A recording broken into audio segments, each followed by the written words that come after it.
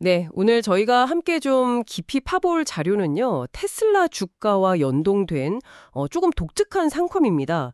라운드힐 TSLW 위클리 페이 ETF, 티커는 TSLW죠. 이게 특히 매주 배당금을 지급하면서 테슬라 주간 수익률의 1.2배를 추구한다. 이 점이 상당히 눈에 띄는데요. 보내주신 자료들을 보면서 이 상품의 핵심 한번 제대로 파헤쳐 보겠습니다. 네, 그 TSLW, 테슬라 주식의 주간 수익률의 1.2배 레버리지를 추구하고요. 또 동시에 매주 배당금 지급까지 목표로 하는 뭐랄까 상대적으로 좀 새로운 구조의 ETF라고 할 수 있습니다. 2025년 2월에 처음 나왔고 처음 티커는 TSLW였는데 6월 2일부터 TSLW로 바뀌었죠.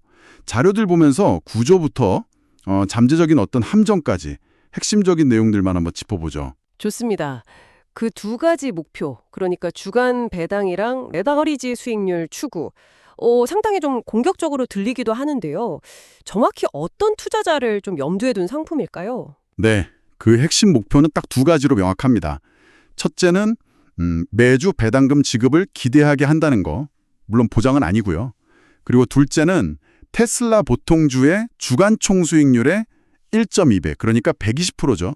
이 정도 성과를 수수료나 비용 빼기 전에 추구하는 겁니다.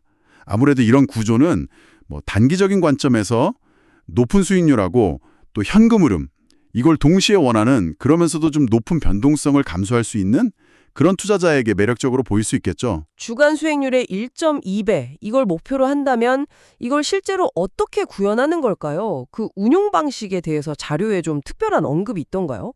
네네, 이 ETF는 액티브 펀드입니다. 그러니까 정해진 지수를 그냥 따라가는 게 아니고요. 목표 달성을 위해서 적극적으로 운용을 하는 거죠. 자료를 보면 주로 총수익 스와프, 토털 리턴 스와프라는 계약을 활용한다고 나와 있습니다. 아, 청수액 스와프요. 네, 이게 뭐냐면 기초자산, 여기선 이제 테슬라 주식이겠죠. 그 주식의 총수익률을 직접 보유하지 않고도 어떤 약정을 통해서 교환하는 그런 파생 계약이라고 생각하시면 좀 쉬울 겁니다. 물론 테슬라 주식 자체에도 일부 투자를 하고요. 또 담보 목적으로 단기 미국 국채나 머니마켓 펀드, MMF 같은 것도 보유하고요. 그리고 운용자산 규모, AUM이라고 하죠. 펀드가 굴리는 총 자산 규모는 최근 자료 보니까 약 1,100만 달러 정도 되고요. 연간 총 보수 비용률은 0.99%로 나와 있습니다. 그렇군요. 총수익 스와프라는 파생 상품을 주로 쓰는 거네요. 그리고 자료에서 또 하나 좀 강조하는 점이 우리가 흔히 아는 그 커버드 콜 ETF와는 다르다는 점인 것 같아요. 네, 맞습니다. 그 점이 아주 중요합니다. 자료에서도 명확히 하듯이 TSLW는 옵션 매도 전략을 쓰지 않아요. 그러니까 단순히 테슬라 주식을 가지고 있으면서 콜옵션을 팔아서 그 프리미엄을 받는 그런 커버드 콜 ETF와는 근본적으로 다른 방식으로 레버리지 수익률과 배당금 지급을 추구하는 거죠. 알겠습니다. 그럼 가장 이렇게 눈길을 끄는 부분, 매주 지급되는 그 배당금, 여기에 대해서 좀 더 자세히 들여다보죠. 자료에 나온 배당률이 꽤 높아 보이던데요. 네, 맞아요. 자료상으로는 최근 연환산 배당 수익률이 뭐 13% 내외 이렇게 표시되기도 하는데 근데 이건 상당히 변동적일 수 있습니다. 가장 최근, 그러니까 2025년 6월 3일 기준으로 주당 배당금이 0.45달러였는데 바로 그 전주에는 0.65달러였거든요. 변동폭이 크네요. 그렇죠. 그러니까 매주 지급을 기대할 뿐이지 이게 뭐 보장되는 건 절대 아닌 거죠. 그런데 여기서 정말 주의 깊게 봐야 할 점이 있습니다. 이 배당금의 성격이에요. 배당금의 성격이요? 그게 무슨 말씀이시죠? 단순 이익 분배가 아니라는 건가요? 바로 그겁니다. 이게 자료에서 정말 제일 주의 깊게 봐야 할 부분 같은데요. 이 배당금이 펀드의 순이익이나 이익잉여금을 초과해서 지급될 수 있다는 점입니다. 만약 그렇게 되면 이게 투자원금 반환, 리턴 오브 캐피털, 줄여서 ROC라고 하죠. 이걸로 처리될 가능성이 아주 높습니다. 실제로 최근 공시에서는 지급된 배당금의 100%가 이 자본 번환, 즉 ROC로 추정된다고 밝혔어요. 100%요? 그럼 배당이 아니라 그냥 제 투자 원금을 돌려받는 거라는데요? 사실상 그런 의미일 수 있다는 거죠. 이게 뭐 수익 분배가 아니라 당신의 투자 원금을 그냥 일부 돌려받는 것일 수 있다는 겁니다. 장기적으로 보면 펀드의 기초자산을 갉아먹는 결과가 될 수도 있고요. 또 당신의 세금 처리 방식에도 영향을 미치는 아주 중요한 지점입니다. 겉으로 보이는 13%라는 숫자에 가려진 실체일 수 있는 거죠. 와, 이건 정말 예상 밖인데요. 100% 원금 반환일 수 있다니 이건 정말 큰 함정일 수 있겠네요. 그럼 이런 잠재적인 문제 말고 이 ETF 구조 자체가 가지는 또 다른 위험 요인들은 어떤 것들이 자료에 언급되어 있나요? 네, 몇 가지 명확한 위험 요인들이 있습니다. 첫째는 역시 레버리지를 사용하고 또 단일 종목, 그것도 변동성 높기로 유명한 테슬라에 집중 투자하기 때문에 가치 변동이 극심할 수 있다는 점입니다. 테슬라 주가가 오르내릴 때 TSLW의 순자산 가치 NAV는 그보다 더 크게 1.2배로 움직이겠죠. 뭐 당연히 변동성이 크다는 이야기고요. 그렇죠.